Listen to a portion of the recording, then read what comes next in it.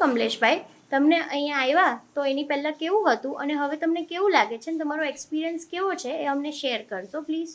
જય શ્રી કૃષ્ણ. હું આવ્યો ત્યારે મને પ્રોબ્લેમ મારા બે ઓપરેશન થયા હતા, L5 ને L4 ને વચ્ચેના એના. ત્યાર પછી મને પેઇન તો આમ રિલેક્સ હતું, પણ હું આવ્યો ત્યારે મને પેઇન થતું હતું અને મારા ડાબા પગમાં ખાલી ચડતી હતી અને મારો પગ ડાબી બાજુ ફંટાતો હતો.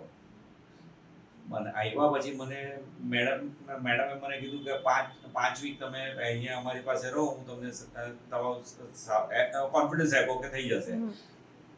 પણ પછી મને એક્સરસાઇઝ કરવામાં આવી, સ્ટ્રેચની કરાવી, પછી મને કોન્ફિડન્સ આપ્યો હતો કે તમને પાંચ વીકમાં હું તમને સરસ કરી આપીશ. મને પછી ફ્રેક્શન અને ટેન્સની એ મને મશીન દ્વારા એક્સરસાઇઝ કરાવી હતી, પછી કફિંગ પણ કરાવ્યું હતું. એથી મને ઘણું રિલેક્સ છું અને મને નીડલ થેરાપી જે કરાવી છે તેનાથી ઘણો બધો ફાયદો થયો છે. અને સાથે મને ફિઝિકલ એક્સરસાઇઝ પણ એ લોકો કરાવતા હતા. એમાં મને ફિઝિકલ એક્સરસાઇઝમાં